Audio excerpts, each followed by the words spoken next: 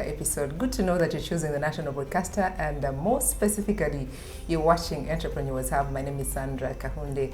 Well, when you speak about the great men that we have in our nation, Uganda, and you speak about the maths, the economics of this nation, Uganda, you cannot fail to mention Mr. ELLY TWINEYO. He's our guest for the day, and salute to him. He's been up and about, and he'll be letting us know what he's been up to. Formerly the Executive Director of Uganda Export Promotions Board, a man with integrity and passion when it comes to speaking about the economy of Uganda. Well, once again, you're most welcome. Good to have you, ED. Thank you very much. I'm glad to be here, and after a while, and especially being on our national broadcaster on UBC. And everybody knows that I love UBC, and I have never left UBC. When I'm not around, that's when you don't see me. But when I'm around, I want to be on UBC because this is our TV. Well, amazing. And of course, not forgetting Entrepreneurs Hub airs on UTV, UBC, and of course U24, our sister channel. Well, here to grow your small and medium enterprise, our guest for the day is going to be letting us know how you can do that. Always having experts onto the show to inspire us with their great stories, and of course a great mind on the show. And Uganda itself providing the space for all of us to flourish as entrepreneurs. But I want to get to know, before we get into our conversation, we want to know what he's all about and what he's been up and about doing. Yes, it's nice to be here and to talk to all Ugandans using UBC, our TV.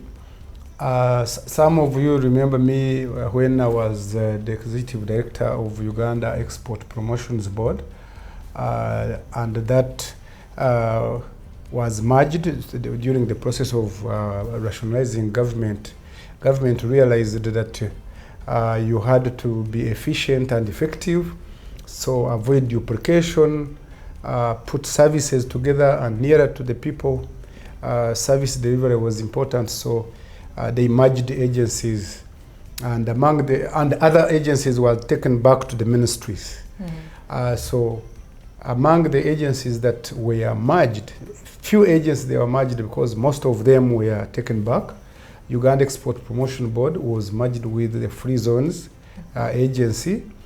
So now they are one organization under the Ministry of Trade, Industry and Cooperatives. I still here remain as the ELLY economist that you know, ELLY the author that you know. ELLY the development practitioner and the professional on competitiveness, private sector competitiveness, SMEs, business. But I'm also still working with government. I still am working in that merged agency, but that is for another day. Well, it's an honor to have him on board. You would agree with me. And now, just into our conversation, the President having a lot of confidence when it comes to the growing GDP of the nation. And since we joined the money economy, of course, what is your take on that? First of all, I am so happy because you remember in my previous discussions with you and everybody, my wish had always been that we should enter the money economy, that more people do enter the money economy. But because when more people enter the money economy, more people enter the market economy. More people engage in businesses that they sell in the market. More people run out from subsistence production and subsistence consumption, which creates poverty, which entrenches poverty. The President has driven this economy for a long time. The President got this economy from very far, from down, like when the NRM took over that time, the GDP was about 3.9 billion US dollars. But now we are at $66 billion US dollars and growing at between 6 and 7% of GDP.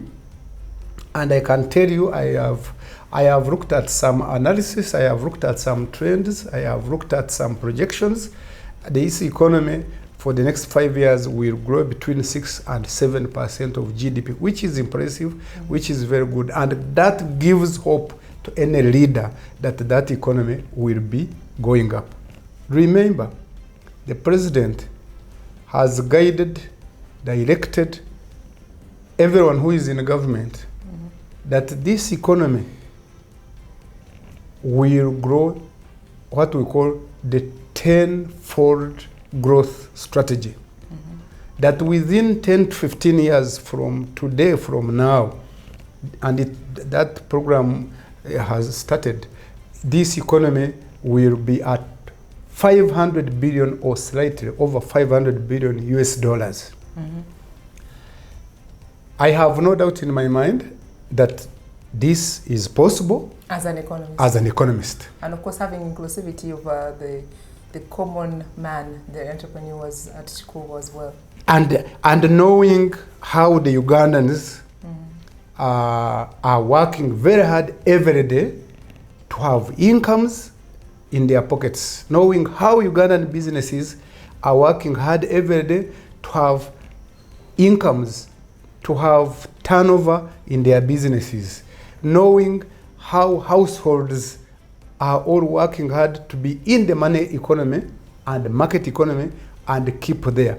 Knowing very well that at one time Uganda had more than 60% people living in poverty, in subsistence, what we call nkolera lubuto.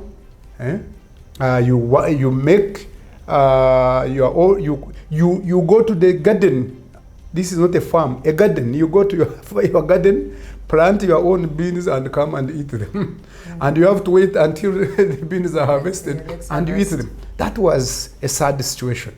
So we have graduated, and you have heard it from the Fountain of Honor himself, the president, saying that we are now in the middle income status. Yes, we are still in the lower middle income status, but if we achieve the target of 500 billion US dollars economy, and we can achieve more, we will be an advanced country. And like I said, I have no doubt in my mind that understanding our structure of the economy, which will be backed by agri-industry, including processing, which will be backed by our expanding manufacturing, which will be backed by services expanding. Our services are expanding. For a long time, we depended only on tourism as a service. Most people knew tourism as a service, but now we have more services.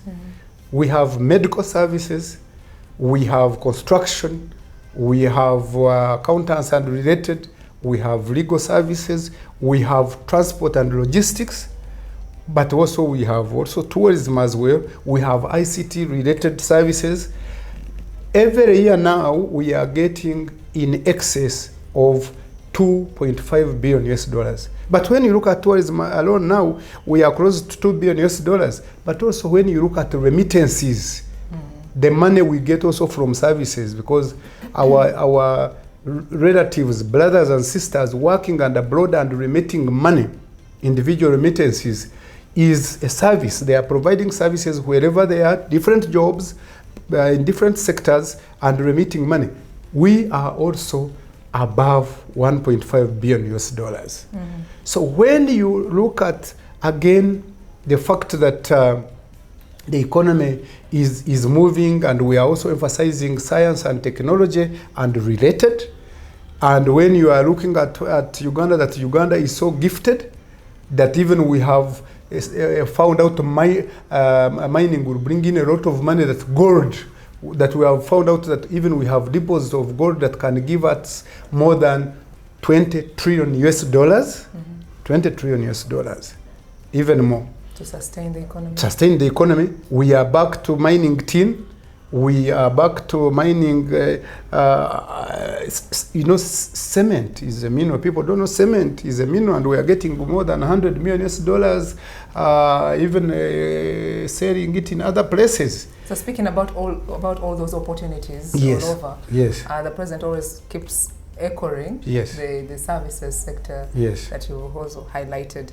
How can Ugandan Ugandans position themselves into this productive hub? And you know, most Ugandans, and globally services are now contributing more than goods, merchandise goods, globally. Most economies, actually it is very funny, people still call countries that are developed industrial countries or industrialized countries. Yes. We should be changing the word and call it servicized countries, because these countries now depend more than 60% of their GDP, including their exports, on services. Services, let me tell you how the movement globally of the economy. We trust you on that. The first thing that moves fast, every second, whether during night or during the day, is money. Yes. Money moves. You hear New York Stock Exchange, Singapore, London, Hong Kong. Money is moving all the time. The second item that moves, or the second group or sector that moves a lot next, is services. Services are moving all the time. You are on the plane, you are consuming services. You are in a hotel, you are consuming services. You are sending an app or designing an app and sending it to the buyer somewhere. I know Ugandans who are doing work for Google, who are doing work for Apple, who are doing work for Hollywood studios based here. Services are running fast. Actually, merchandise goods, what we call merchant goods, the physical goods, they are the ones moving slowly and slower every time. So you want to develop economies, please don't abandon, don't forget services, because we have a host of services now. Over and above tourism, we have services, what we call professional services. But also, are you forgetting arts and creative services? Arts and creative services are making a lot of money. Globally, people are on social media, on YouTube, on TikTok, on Facebook, listening to our Ugandan artists. I do it myself. Ugandan comedy, I like comedy because when I'm not crunching this stressful life of analyzing economies and the rest, I am watching comedy, and I am watching it on social media. And the more we watch those skits, the more the creators of those skits are being paid. So services are going to be as important as they will be and as they have been for developed countries. In fact, all economies that are desirous of becoming successful should begin thinking about manufacturing and services. And for the African countries, including Uganda, who are like, Uganda is very, very lucky that you even have minerals, and you have minerals of the highest level grade that are wanted by the world, including rare earth elements, which we have discovered in the east and also in Karamoja, and we are yet to check in other places. That you have iron ore, which is wanted globally for all factories almost, and construction requires iron ore. That we have it in big quantities in two places. That we have gold. And then we have also found out alluvial diamond. We have found diamond dust in some places. But we have also columbite, tantalite, which when most people combine it, they talk of coltan, which is also we need. And that we have oil and gas.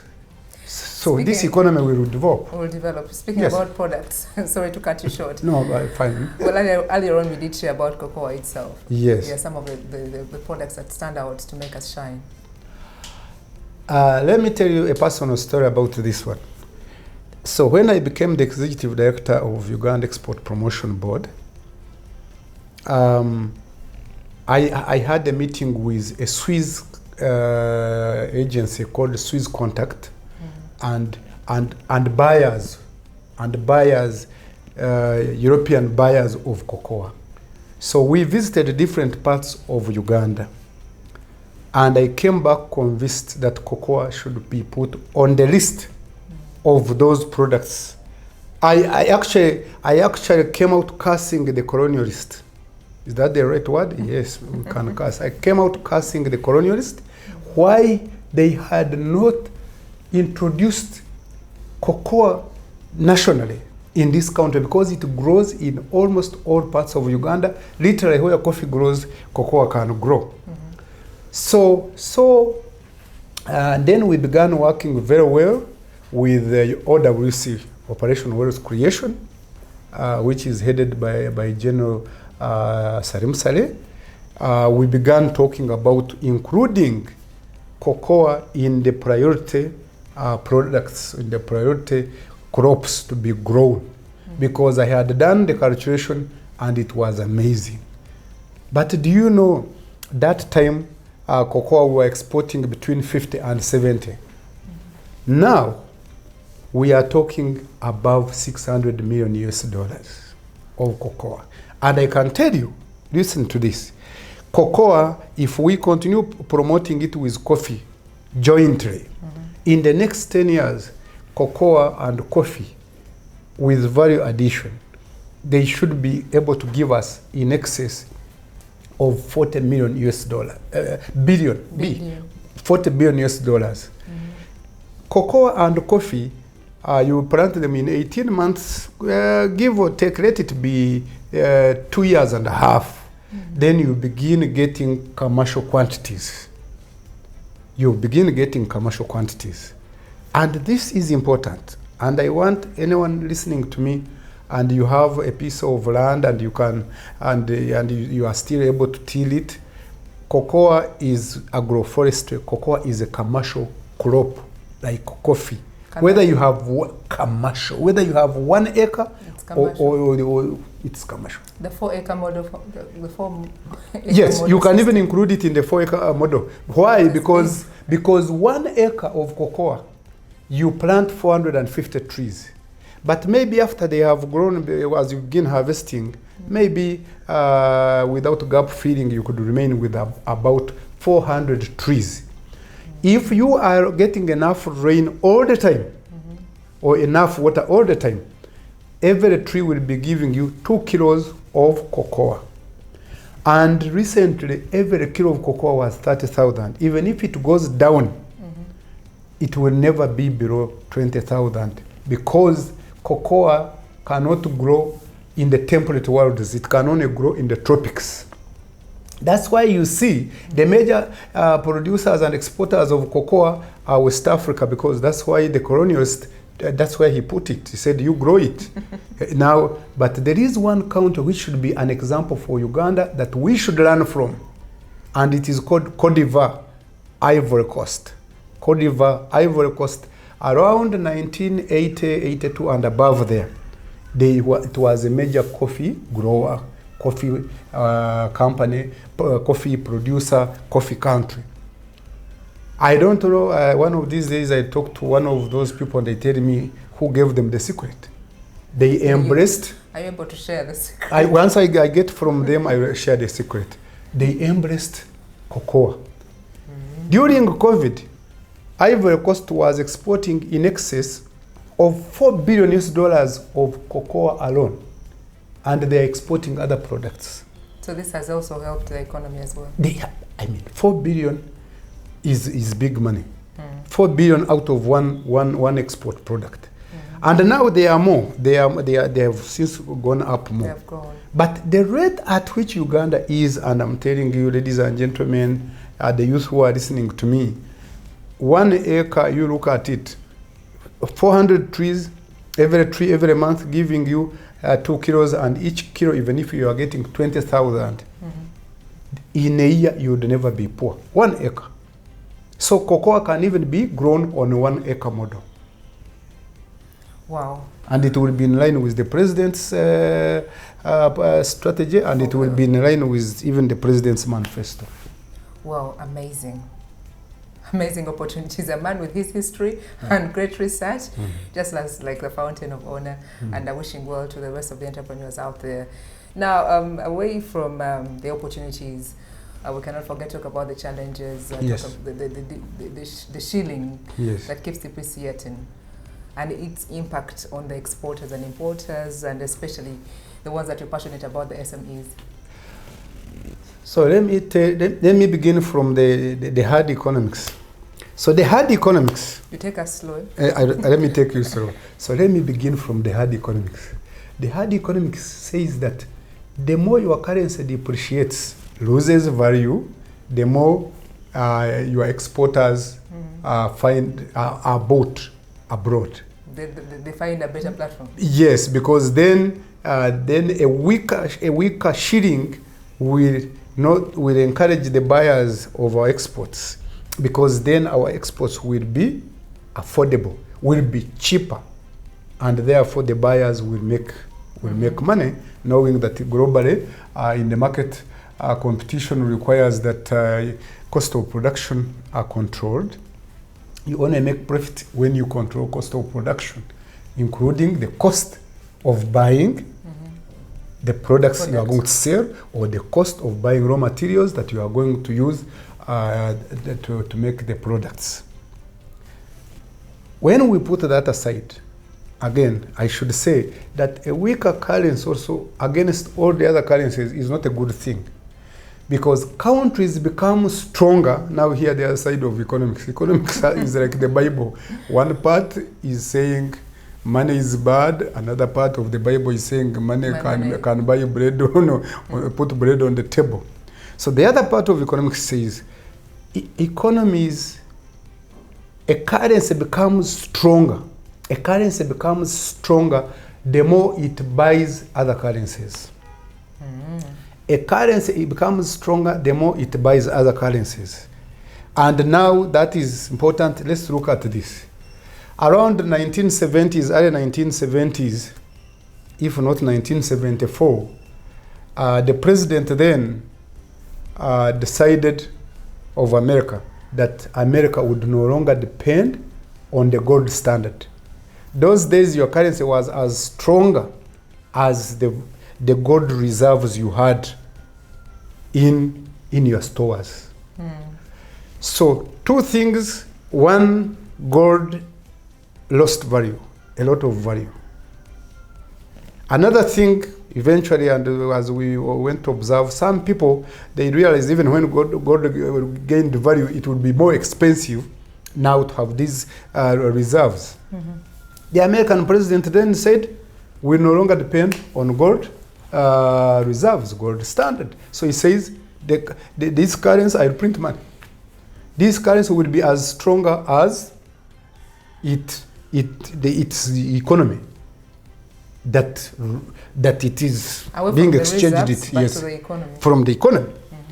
And from then onwards, money is more stronger. A currency of a country is more stronger the more it buys other currencies. What we call currency convertibility. Currency convertibility. The more your currency is being bought cheaply, and the other one is buying your currency, and it is stronger.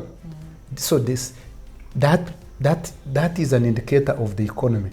That is an indicator of the strength of the economy. So, but let me say this also, that our SMEs should have hope, our small businesses should have hope, because the more our economy is growing, the more everybody enters the market, and their money economy, the more things are traded formally, the more everybody exchanges a good or service by an exchange of being paid, not by barter trade. The more to be circulation. Then the more money moves within the economy. Well, that's it for this particular episode. Even if you just woke him up from his bed early in the morning with no appointment, he has the economy at the back of his mind. He has the math and the figures right on his fingertips. Well, that's a wrap-up from ELLY TWINEYO for this very episode. But looking forward to spending more time next week as we have a continuation of this very conversation. We cannot exhaust it with him having the passion for the entrepreneurs out there. My name is Sandra. Keep watching the National Broadcaster.